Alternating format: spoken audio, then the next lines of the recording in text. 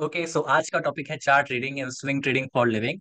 Sir challenge number one trading strategy का ये part होता है। जितनी भी आपकी एंट्री एग्जिट रहती हैं वो सब इस चैलेंज नंबर वन के अंदर आती हैं। ओके यहाँ पर हमको रूल्स बनाने होते हैं जिससे कि हम सेम चीज बार बार रिपीट करें, हम रैंडम ट्रेडिंग करने से बचें। ये हमारा मेन गोल होता है यहाँ पे। और आपने काफी सारे लोगों ने अभी तक सुन रखा होगा support resistance candlestick patterns chart patterns trend line breakout retest, ये सब इस चार्ट रीडिंग का पार्ट है। और भी काफी सारी चीजें हैं जैसे कि एसएमसी एलियट वेव्स फिबोनाची। अब देखो ये सारी की सारी चीजें आपको पता होने की बिल्कुल भी जरूरत नहीं है। ओके मेन चीज है कि आप उस स्टॉक सिलेक्शन को इंप्रूव करो, राइट स्टॉक में पैसा डालो। ठीक है, राइट स्टॉक एक वो स्टॉक होता है जो सिर्फ ऊपर जाना जानता है। अब जब कोई स्टॉक सिर्फ ऊपर जाना जानता है तो वहां पे आप अगर आपकी एंट्री 19-20 भी हो रही है तो ज्यादा अंतर नहीं आएगा, आप तब भी पैसा बना लोगे। इसलिए परफेक्ट एंट्री जैसी कुछ परफेक्ट एंट्री नहीं होती। बट आई थिंक जितने भी वीडियोस देख रहे हैं उसमें से 60% लोग तो परफेक्ट एंट्री के पीछे ही पड़ जाते होंगे। नहीं सर, प्रोफेशनल ट्रेडिंग में परफेक्ट एंट्री नहीं चाहिए होती है। ओके सो चार्ट ट्रेडिंग में हम बात करेंगे क्या क्या रिक्वायर्ड है सर, क्या क्या चीजें हम यूज करेंगे। देखो जितने भी ये इंडिकेटर्स वगैरह हैं, मैकडी आरएसआई बॉलिंजर बैंड्स वगैरह, मैं तो यूज नहीं करूंगा और ना ही मैं आप लोगों को इसके बारे में कुछ सिखाऊंगा। ओके प्रोफेशनल ट्रेडिंग में देखो कल भी हमने कहा था कंफ्यूजन वगैरह बिल्कुल नहीं रखेंगे, क्लैरिटी करेंगे, क्लैरिटी लेकर आ रहे हैं आपको। मैं क्लैरिटी के साथ बता रहा हूँ ये इंडिकेटर्स कुछ काम के नहीं है। मूविंग एवरेजेस आप यूज कर सकते हो, मूविंग एवरेजेस प्लस वॉल्यूम, इससे ज्यादा हम इंडिकेटर यूज नहीं करेंगे for our trading strategy. Okay तो क्या पॉइंट है तो सर सबसे पहले आपको समझना पड़ेगा ट्रेंड को। हायर हाइज हायर लोज बच्चों वाली चीज है, आई थिंक ऑलरेडी सबको पता होंगी ऐसा कुछ ट्रेंड होता है मार्केट में। और इस ट्रेंड को बताने का पॉइंट सीधा सीधा मकसद ये चीज होती है कि सर जो स्टॉक्स होते हैं वो स्ट्रेट लाइन में ऊपर नहीं जाते हैं, वो ऐसे कुछ हायर हाइज और हायर लोज बनाते हुए जाते हैं। मान लो कि ये हाई है और ये लो है, तो जो अगला हाई हाई आएगा वो इससे ऊपर होगा, जो अगला लो आएगा वो इससे ऊपर होगा। इसलिए इनको नाम दिए गए हैं हायर हाई और हायर लो।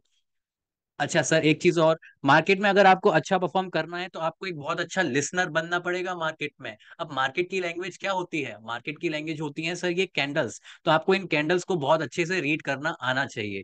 इन कैंडल्स की जो क्लोजिंग होती है वो सबसे ज्यादा इंपॉर्टेंट होती है। एक कैंडल में चार चीजें हैं ना भाई, ओपन लो हाई क्लोज। जो सबसे ज्यादा इंपॉर्टेंट है हमारे लिए वो है सर क्लोजिंग। आप इस क्लोजिंग पे सबसे ज्यादा ध्यान दोगे। कुछ ट्रेडर्स ऐसे होते हैं और ऐसे देखे भी हैं, बीच में मैंने भी फॉलो किया था उस चीज को, जो सिर्फ क्लोज बेस्ड कैंडल्स को ही यूज करते हैं। जैसे कि ये बार हमने लगा दी और वो इसमें ये एचएलसी बार्स को यूज करते हैं, तो अगर आप इसमें देखोगे तो ओपन जैसी कुछ भी चीज नहीं है। सिर्फ इसमें लो है ऊपर हाई है और ये जो अगल अलग से बार दिख रही है दैट इज द क्लोजिंग। ठीक है, खैर इसको बार को हम यूज नहीं करेंगे, कैंडल से हमारा काम चल जाएगा। बट इससे आप देख सकते हो कि कुछ लोग होते हैं मार्केट में जो सिर्फ क्लोजिंग बेस्ड कैंडल्स को यूज करते हैं और उनका काम चल रहा है। तो अगेन जो पॉइंट था वो ये है कि सर क्लोजिंग सबसे ज्यादा इंपॉर्टेंट प्राइस है हमारे लिए। ओके ब्रेकआउट्स वगैरह भी आपको पता है ऑलरेडी। ब्रेकआउट मतलब क्या कि मान लो कोई एक ही रेजिस्टेंस है जो प्राइस को ऊपर जाने से रोक रहा है, अगर प्राइस इसके ऊपर चला जाएगा और बंद हो जाएगा तभी हम उसको ब्रेकआउट बोलेंगे। अगर वो उसके ऊपर बंद ही नहीं हो पा रहा है, मान लो ऊपर जाके नीचे आ जाए फिर से, तो हम कहेंगे कि सर अभी ब्रेकआउट नहीं हुआ है। जैसे कि एक बहुत अच्छा एग्जांपल हमारे साथ है, हमारी ट्रेड्स के अंदर है, जो कि है इरेडा। अगर आप इरेडा को देखोगे और यहाँ पर मैंने एक ही रेजिस्टेंस ड्रॉ कर लिया मान लो, है ना, ये वाला नहीं, इसके ऊपर वाला रेजिस्टेंस, ये वाला रेजिस्टेंस, राइट, ये वाला रेजिस्टेंस, इसको मैंने टेलीग्राम पे भी शेयर किया था, ये वाला। ओके यहाँ पे मैंने एक लाइन ड्रॉ कर दी। तो इधर हमने ये कहा था कि अगर इरेडा इसके ऊपर जा पाए तो हमको एक बहुत फास्ट मूव देखने को मिल सकती है। और अगर आप यहाँ पर देखोगे ध्यान से तो आपको पता चलेगा कि इरेडा इसके ऊपर क्लोज ही नहीं हो पाया है। ठीक है, नीचे वाली लाइन में हटा देता हूँ, जो रेजिस्टेंस की हम बात कर रहे हैं ये है ये ऊपर वाली। ओके तो यहाँ पर आप कहोगे कि सर अभी तक इरेडा ने ब्रेकआउट नहीं दिया है, भले ही वो जो कैंडल्स की विक्स दिखेंगी आपको वो उसके ऊपर जा चुकी हैं। ओके तो ये प्रॉपर ब्रेकआउट नहीं है।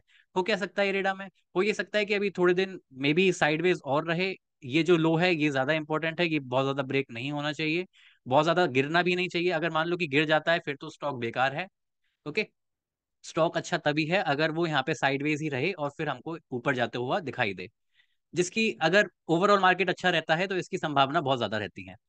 अच्छा ओवरऑल मार्केट हमारे मुंह से निकला तो अब ओवरऑल मार्केट को भी समझो। ओवरऑल मार्केट का पीडीएफ पढ़ लेना, टेलीग्राम पे मिल जाएगा, बहुत इंपॉर्टेंट है। तो ओवरऑल मार्केट का सर सीन ये है कि ये जितने भी स्टॉक्स रहते हैं वो ओवरऑल मार्केट से इन्फ्लुएंस्ड रहते हैं, क्योंकि स्टॉक्स को ग्रुप में चलना पसंद होता है।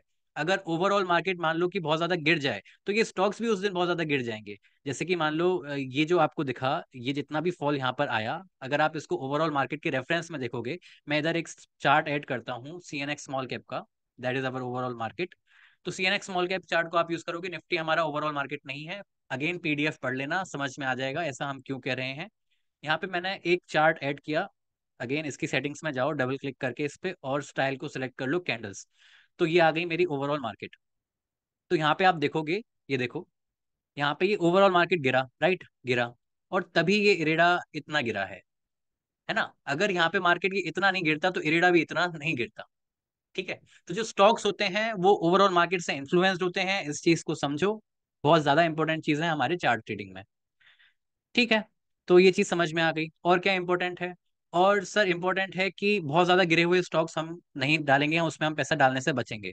मान लो कि इरेडा है, अब ये गिरते गिरते कुछ यहाँ पे आ गया, मतलब जो मैं पॉइंट कह रहा हूँ वो ये कि बॉटम को फिश नहीं करना है कि ये गिर रहा है अब यहाँ पे पैसा डाल दिया, ये गिर रहा है यहाँ पे पैसा डाल दिया। भाई नहीं, ये ऐसी स्ट्रेटजी काम नहीं चलेंगी। अगेन भाई आप रैंडम चीजें करते रहो, मार्केट में लॉसेस करते रहो। भाई लॉसेस तो रहेंगे, ये चीज तो है। पहले तो लॉसेस को लेना भी सीखो। ये स्टॉप लॉस होता है, स्टॉप लॉस किसी काम का है ना। लॉसेस प्रॉब्लम नहीं है।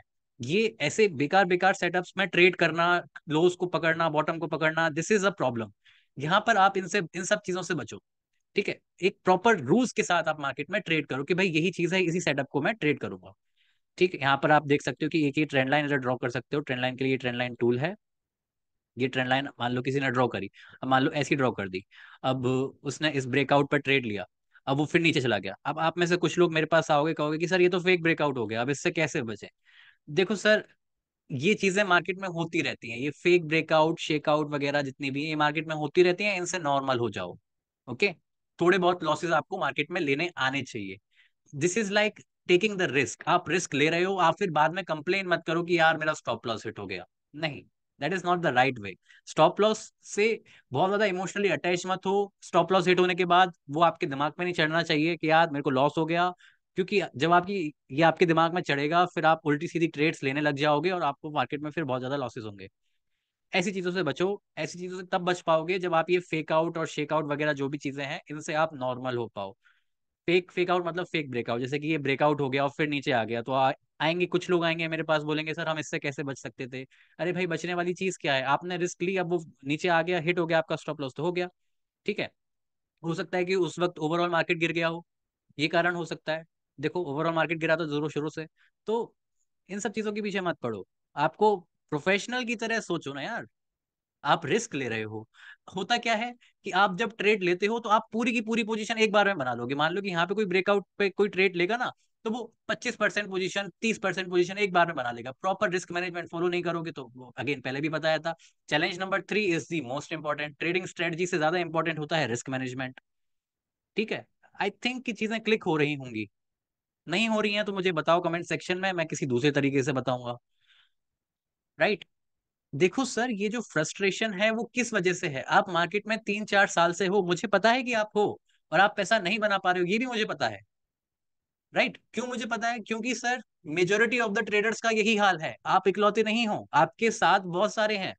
बहुत सारे लोग इसी चीज में आते हैं कि भाई मार्केट में बहुत समय से हैं, कंटेंट को कंज्यूम कर लिया, मतलब कंटेंट कंज्यूम कर लिया। अब हम अगर कोई एग्जाम भी आया, कैंडल स्टिक्स पे कोई एग्जाम आ जाता है, चार्ट पैटर्न्स में कोई एग्जाम आ जाता है, उसमें हम नंबर 1 आ जाएंगे, लेकिन हमसे मार्केट में पैसा नहीं बन पा रहा। क्यों नहीं बन पा रहा?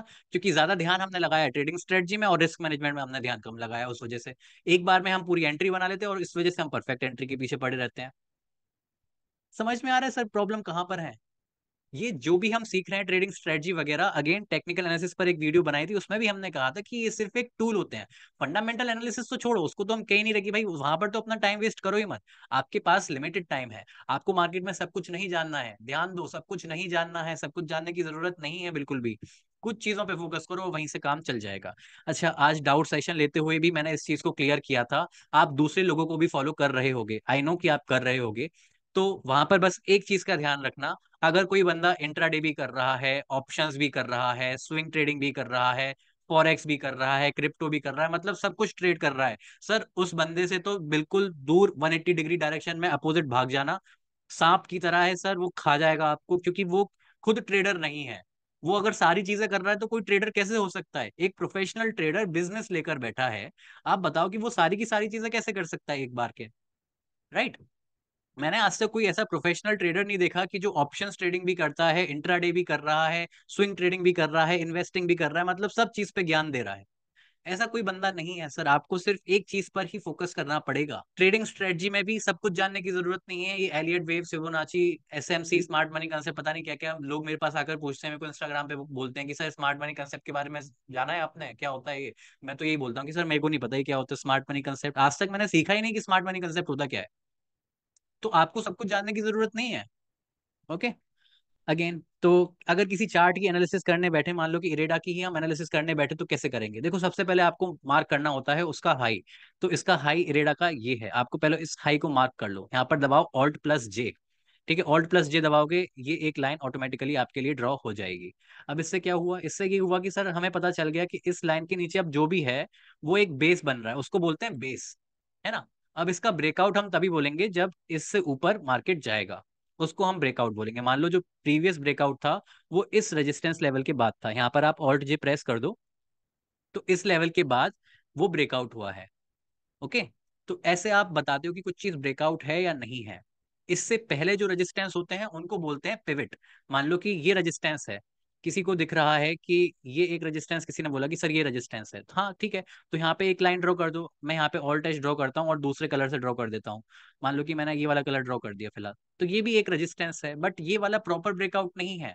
ये सिर्फ एक पिवट की तरह एक्ट कर रहा है। मान लो किसी को जो रियल ब्रेकआउट है उससे पहले कोई एंट्री बनानी है, तो वो लेवल है ये वाला, यहाँ पे वो इसके ब्रेकआउट पे एंट्री के बारे में सोच सकता है। तो आपको ऐसे लोग काफी देखने को मिले होंगे कि जिन्होंने इस लेवल पे फ्रेश एंट्री बनाई है। हम तो खैर यहीं पर लेकर बैठे हैं क्योंकि हम इरेडा को बहुत पहले से फॉलो कर रहे हैं, हम तो यहीं से एंट्री लेकर बैठे हैं और हमारी पिरामिडिंग वगैरह भी यहीं पर हो चुकी है। ठीक। लेकिन जो बाकी लोग हैं वो यहाँ बाय कर रहे हैं, और सर मार्केट ऐसे ही चलता है। ये जो डिफरेंस ऑफ ओपिनियन है, पहले बाय नहीं किया फिर बाद में बाय किया, है ना। और वॉल्यूम, वॉल्यूम इंपॉर्टेंट। वॉल्यूम में क्या है कि भाई जितनी ज्यादा वॉल्यूम उतना अच्छा, एक डेड वॉल्यूम से हम उतना बचेंगे। यहाँ पर आप देखोगे तो इरेडा में वॉल्यूम आ रही है, और कैसे जज करोगे वॉल्यूम से? तो वॉल्यूम का मूविंग एवरेज लगा दो, इस पे वॉल्यूम पे क्लिक करो, डबल क्लिक कर दो, ये वॉल्यूम का एमए है, इसे एनेबल कर लो। ठीक है, मैं एरिया वाला स्टाइल यूज करता हूँ, यहाँ पे जाके एरिया को चूज कर लो, अपना पसंदीदा कलर लगा लो। ठीक है, ओपेसिटी को थोड़ी हल्की कर दो ताकि वॉल्यूम दिखे। तो ये सर हो गई आपकी वॉल्यूम का मूविंग एवरेज। अब जब तक वॉल्यूम के मूविंग एवरेज से ज्यादा वॉल्यूम आ रही है तब तक सब कुछ अच्छा है चार्ट के अंदर। ठीक। और क्या देना है अब? ये अब पॉइंट ध्यान ये देना है कि जब कोई इस हाई से बहुत ज्यादा नीचे गिरा हुआ है, तो जितना नीचे गिरा हुआ है उतना बेकार है वो, उतना हम उसमें ट्रेड करने से बचेंगे। जितना वो ऊपर आएगा उतना अच्छा है हमारे लिए इस हाई पे। ठीक है। मैं कहाँ पर ट्रेड करता हूँ? क्या मैं इस रियल ब्रेकआउट का वेट करता हूँ? क्या मैं पहले से भी ट्रेड करता हूँ? यस सर, आप मेरे को बहुत पहले से भी ट्रेड करते हुए दिख जाओगे। और जैसे कि हमने इरेडा में बताया कि हमने यहाँ पर ट्रेड ले रखी है। दूसरा एग्जांपल ले लेते हैं, आईएफसीआई को देख लेते हैं, जो चीज आपने व्हाट्सएप पर मेरे को दिख रखा है लाइव एंटर करते हुए। अगेन आप यहाँ पर जाओ, ऑल्ट जी दबाओ, ऑल्ट जी दबाकर आपको ये रेजिस्टेंस पता चल गया। ठीक है। अब नीचे देखो क्या क्या पिवट हो सकते हैं। एक पिवट यहाँ से ये निकल कर आ सकता है कि एक पिवट ये हो गया। दूसरा पिवट क्या आ सकता है कि मान लो एक के बीच में इधर ये वाला रेजिस्टेंस बन गया था, ये वाला, तो एक ये पिवट हो गया। तो आप यहाँ पर भी इन लेवल्स पर भी एंट्री करने के बारे में सोच सकते हो। हमारी जो एंट्री थी वो इस वाली कैंडल पर थी 50 की लेवल्स पे, यहाँ से हमने एंट्री यहाँ पे करना ट्राई किया। लेकिन अभी रियल ब्रेकआउट नहीं हुआ है। रियल ब्रेकआउट कब होगा? जब इस लेवल को वो क्रॉस करेगा। ओके। ये जितने भी चार्ट हमारे सामने अभी खुले हुए हैं ये सब पीएसयू बैंक्स के चार्ट हैं। पीएसयू बैंक्स में भी आप देखोगे, अब मान लो कि अब यहाँ पर भी आप इस सेम चीज को लगा सकते हो कि इधर मैं एक पिवट मार्क कर दूं कि ये मेरा पिवट हो गया। अब जब इस पिवट को क्रॉस करेगा वो एक रेजिस्टेंस पिवट का ब्रेकआउट है, एक्चुअल बेस का ब्रेकआउट नहीं है। बेस का ब्रेकआउट तो वो तब होगा जब वो इस लेवल को क्रॉस करेगा। समझ में आ रहा है? Right. So this is how you do chart analysis. And again ध्यान दो, अगर कोई बेस हाई से जितना नीचे है उतना बेकार है, वो जितना ऊपर आता जाएगा उतना अच्छा होता जाएगा। तो ऐसे आप चार्ट को जज करते हो। इसको बोलते हैं स्ट्रेंथ। जितना वो ऊपर आ रहा है उतना स्ट्रेंथ वो शो कर रहा है, जितना वो नीचे है उतना वीकनेस है। ओके। ठीक है सर, बहुत ज्यादा ना हो जाए इसलिए अभी यहाँ पर ही हम एंड करते हैं। फिर मिलेंगे। मुझे बताओ आपको ये वीडियोस पसंद आ रही हैं या नहीं आ रही हैं, क्या आप फॉलो कर रहे हो या नहीं कर रहे हो, कमेंट्स में लिखकर बताओ, और जितने भी डाउट्स हैं पूछो।